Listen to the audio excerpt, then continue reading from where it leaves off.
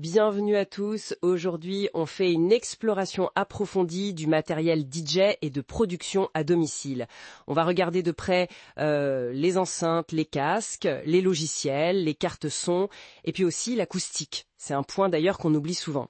L'idée, c'est de sortir l'essentiel des infos qu'on a pour monter un setup efficace chez soi ou l'améliorer. Tout à fait. L'objectif, c'est un peu de trier tout ça pour voir ce qui compte vraiment, hein, sans forcément se noyer dans tous les détails techniques. Juste ce qu'il faut pour bien démarrer ou passer au niveau supérieur avec son installation. Alors, par où on commence ? Peut-être par l'écoute, non ?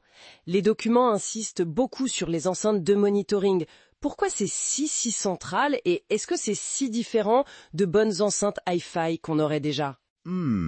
C'est une excellente question. La neutralité, c'est le maître mot. Une enceinte de monitoring, elle ne doit pas colorer le son, pas l'embellir. C'est crucial pour mixer parce que ce qu'on entend est censé être proche de la réalité sonore du mix. Comme ça sonne bien partout après.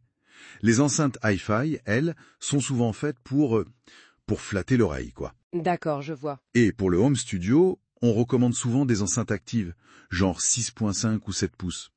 Actives parce que l'ampli est dedans, pas besoin d'un truc externe, et cette taille, c'est un bon compromis, basse encombrement pour une pièce normale. Faut compter au moins 300 € pour une paire correcte, c'est ce qui revient souvent. Ok, compris pour les moniteurs. Et le casque alors ? Indispensable pour le DJ qui mixe en soirée, pour la pré-écoute, c'est ça ? Ah oui, absolument. Les sources parlent de modèles fermés, solides, confortables, pour longtemps. Et avec les oreillettes qui pivotent, le Sennheiser HD25 qui revient tout le temps. Exactement. Le casque fermé, ça isole bien du bruit autour. C'est vital en club ou en festival. Mais même en studio, c'est super utile pour vérifier certains détails ou juste pour bosser tard sans réveiller tout le monde. Et que ce soit les moniteurs ou le casque, le critère numéro 1, ça reste la fidélité. Une réponse en fréquence la plus plate, la plus neutre possible. C'est ça qui permet de prendre les bonnes décisions, tu vois, sur l'égalisation, les niveaux. Logique. Passons au numérique. Mixer sur ordinateur, c'est souvent présenté comme l'option la plus abordable pour commencer. Oui, c'est vrai. On parle de Virtual DJ pour les débutants, Mix, qui est open source, et puis Recordbox, très lié à Pioneer, le matos qu'on trouve partout en club. Mais ces logiciels, ils font plus que juste jouer des morceaux, j'imagine. Largement. Gérer sa musique, trier, analyser les morceaux, préparer ses playlists, ses points Q, c'est une énorme partie du boulot du DJ.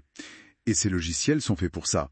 Souvent, on les utilise avec un contrôleur DJ, une surface avec des boutons, des faders, connectés en USB. C'est quand même plus intuitif que de cliquer partout avec la souris. Oui, j'imagine bien. Et il y a un autre élément à ne pas oublier, la carte son externe. Ah oui, la carte son. Elle change vraiment la donne par rapport à la petite sortie casse de l'ordinateur. La qualité audio est bien meilleure, on a les bonnes prises pour brancher les platines, le micro, les enceintes, le casque, et surtout, point très important, une faible latence. La faible latence. Pourquoi c'est si crucial ? Concrètement, qu'est-ce que ça change ? La latence, c'est le petit délai entre le moment où tu fais une action, genre appuyer sur play ou bouger un crossfader, et le moment où t'entends le résultat. Si ce délai est trop long, même de quelques millisecondes, c'est l'enfer pour mixer. Impossible de caler 2 morceaux précisément ou de faire du scratch. Une faible latence, ça veut dire que ça réagit quasi instantanément. C'est indispensable pour être précis. D'accord, très clair. Une chose qui m'a marquée dans les sources, c'est vraiment l'importance donnée à l'acoustique de la pièce. On pense souvent d'abord au matériel, aux enceintes, aux contrôleurs, mais on dirait que c'est peut-être l'inverse qu'il faudrait faire. C'est exactement ça. C'est un peu le piège classique. On peut avoir le meilleur matériel du monde. Si la pièce elle-même déforme le son, on travaille un peu à l'aveugle. On prend des décisions de mixage basées sur un son qui est faux. Et attention, il faut bien distinguer 2 choses, l'isolation acoustique et le traitement acoustique.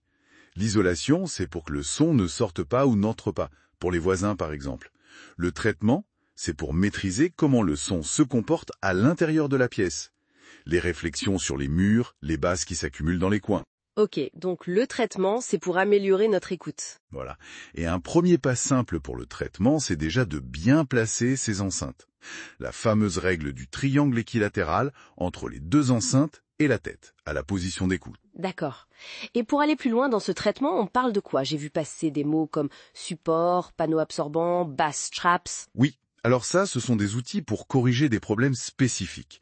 Les supports, souvent des petites mousses ou des pieds, ça sert à découpler des enceintes du bureau, pour éviter que les vibrations du bureau ne viennent brouiller le son. Ah oui, logique. Les panneaux absorbants, qu'on met souvent sur les murs, à côté, là où le son rebondit en premier avant d'arriver aux oreilles, eh bien, ils calment les échos, surtout dans les médiums et les aigus.